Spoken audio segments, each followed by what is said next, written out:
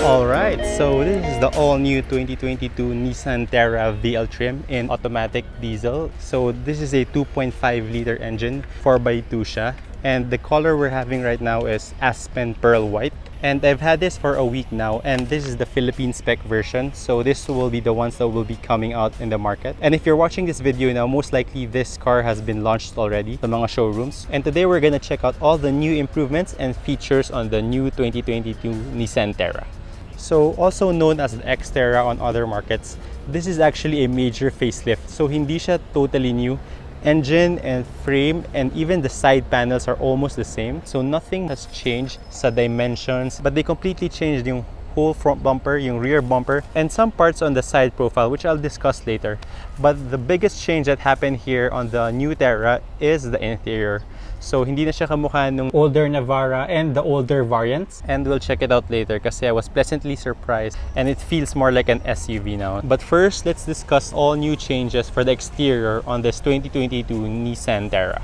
By the way guys, if you're new to this channel, kindly like and subscribe. And I'll be doing car reviews from time to time, but I'm mostly doing motorcycle reviews for a change lang. Okay, so first things first, let's check out the front bumper area. So for the 2022 Nissan Terra, we have quad LED headlights. Sadly, this is still halogen turn signals. We also have LED fog lights, and the grille is completely new. Meron na siyang V-motion grille, but we still have the old Nissan logo. Overall, it looks more masculine. It looks more off-roady for me. And from the front, you can really tell the difference compared to the older version. Kasi the newer headlights have this extended feature here. So this lights up. Meron siyang DRLs dito, and it looks really nice at night. Moving on to the side profile is still almost the same. So the curves are the same. The only thing that changed is yung step board. So on the previous Terra, it's inverted. Black yung tapakan, tapos yung trim is silver. For this new version, we have silver trim on the step board. So hindi siya ganun kagasgasin. And we also have newer side repeaters. But the biggest change for me sa side is this one. So they added a fake vent here. Although it looks nice, I still prefer it without the vent so it looks clean. And iba rin pala yung roof rails niya. So it has the sleek and modern looking roof rails and yung bagong shark's fin antenna. Also, the tires are bigger. So these are 18-inch wheels with Bridgestone tires. And I think it's polished chrome. I really like the design because it matches the chrome handlebars and the side steps. So yeah, that's a welcome change. Moving on to the rear, we also have a new spoiler. So I think it's much sleeker now and it's a little bit shorter. And they also added this chrome garnish that connects both taillights. But already looks handsome, so I guess they didn't have to change much. And I also noticed meron din siyang rear camera dito. This is for the rear view mirror sa loob, which I will discuss later. But yeah, everything looks clean and it looks modern now because it's sharper and sleeker. And if you're an older Nissan Terra owner, you'll definitely notice the changes. So now let's hop into the inside. So we still have the old key fob. So there's two buttons, lock and unlock. This is a proximity key, so you just have to keep it in your pocket all the time. And as you approach the vehicle, you can press this to lock or unlock. And looking at the interior from the outside, you can definitely tell that most of the changes happened here. So gone are the days that the Nissan Terra shares the interior with the Navara. So it has a more SUV-like luxury interior now. So that's a welcome change. But first, let's go to the sides. For me, it still resembles the older version. You still have hard touch plastics here. I think this is still the same design as the older ones. But this leather trim is new. So it really adds contrast to the black and silver trim plastic. And it looks way nicer because it feels like a premium car. For the side door controls, we have, of course, yung left and right side mirrors. We also have the folding side mirrors and one touch, one down automatic for the driver's side and just regular switches for the other windows. And hopping into the car at night, meron na rin siyang mud lamps, so it will illuminate the floor under you and you'll have an easier time getting in. Okay, so now let's check the insides. All right. Closing the door, it feels solid pa rin, despite the age on the frame and the chassis. So I think they improved on that. Also, the seats are power adjustable, so may lumbar support siya, may leg support siya, and you can go up and down. So those are the features I never thought I needed. And to start the car, just put your foot on the brakes and press the push to start. So the side mirror folds, and right off the bat, this is a really nice interior. We have leather seats na parang quilted style with burgundy colored stitching, and the door panel with the same burgundy colored leather. It continues at the back as well, meron din sa likod. But in the front, there's this huge dash that's two tones. May burgundy red ka and silver trim, and also the black plastic. This is still hard plastic, which is okay kasi you rarely touch this. This is the important part naman, so this is soft touch. Everything else is hard touch. This is leather, hard, and this is soft, obviously. And then, yeah, looking at the interior now, it looks really classy. And it looks a lot like the new Mazdas and the new Geely Coolray. And as for the driver-centric controls naman, they changed the steering wheel. So now it's a flat-bottom steering wheel na, and it looks really classy. And all in all, it looks very modern. It also has all the volume controls, media controls, voice command, and cruise control, just like in the new Navara. So yeah, this new steering wheel definitely changes the look and feel of the entire cabin. As for the instrument cluster, it has an LCD at the center and two analogs on the side for your speedometer and RPM. For the center display, you can cycle through it. You have your trip computer, you have your compass, you have your music controls, and all your new safety driving sensors. So this one has 360 sensors. It has forward collision, it has lane keep assist, backup sensors, and as well as blind spot monitoring. As for the blind spot, there's a small LED that pops up on the side mirror whenever a vehicle or object approaches you from your blind spot. So it kind of gives a subtle warning to you as you're driving. For the lane keep naman, it works really well, but I normally turn it off because the lines in the Philippines are not that yet well established. So the sensor keeps on beeping whenever you do a lane change. But other than that, all the new safety features are a welcome change.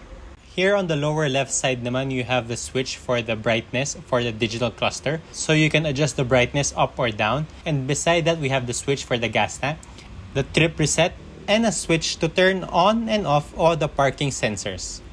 Hidden below all that is a switch that toggles the traction control on or off.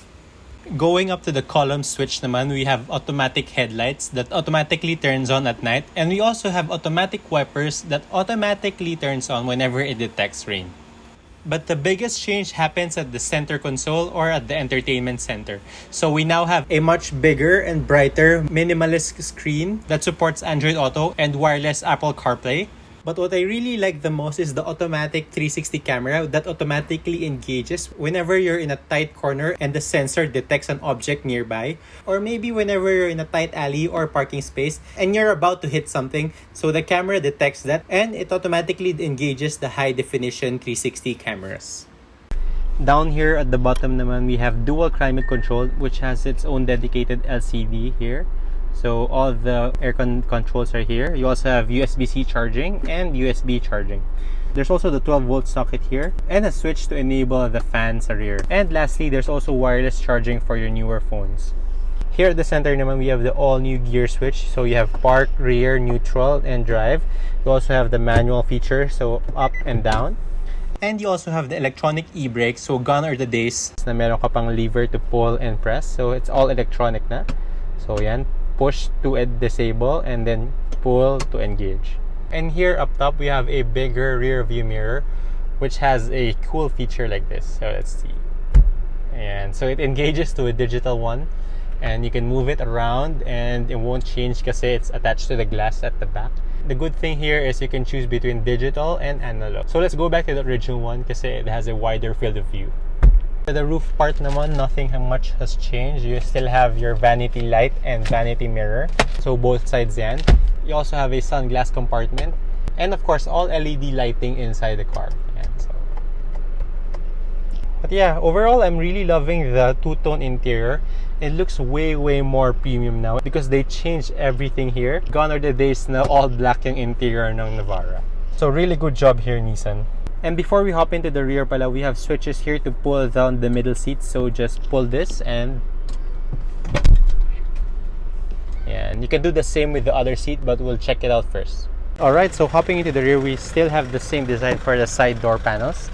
And the same design for the leather seats. And for this trim, meron din siyang drop-down LCD, although I haven't figured out how to make it work. There's also a fan dial here for the rear passengers. And just like at the front, meron din tayong USB-C and USB for charging dito sa middle seats. But yeah, nothing much has changed here, of course, except for the side panels and the leather seats. To fold it manually, meron siyang lever here, so just pull. Ayan. And for the rear, nothing much has changed. So this car is a 7-seater, so it can accommodate 2 adults here, but for shorter distances kasi medyo mababa yung seat height, so it will be a little bit uncomfortable for long rides. But for kids and shorter rides, this is perfect. So now let's put it back. Yeah, it's as easy as pushing it up and back. So now let's check the rear space. Sadly, the new Nissan Spec Terra doesn't have power tailgates, so you have to push the button here manually. And then you have to pull up. And yeah, so nothing much has changed here compared to the older version. Still has this pull tabs here in case the third row seats are folded down, so you can just pull it up. But yeah, you have your tether points here, you have a space here, and you also have a 12-volt socket here. And meron ding false floor, which you can store some of your stuff. And you can even take this out, or you can also bring this up and use it as a cover. But yeah, that's pretty much it for the interior and exterior of the Nissan Navara. Overall, I'm really impressed with all the cosmetic changes on this. It drives like an entirely new, even though there are very few changes internally. And according to Nissan, they've improved the noise quality inside the cabin, so it's much more quieter. More colors to choose from, but lesser variants. So it goes to show that Nissan really listened to its customers because it improved on all the things that it was lacking before, like the interior, exterior, and safety features. But aside from the interior and exterior upgrades, I really like how soft the suspension is and it absorbs all the humps better. But yeah, driving, engine, and frame is almost all the same and everything else has been improved. So yeah, see you guys in the next video.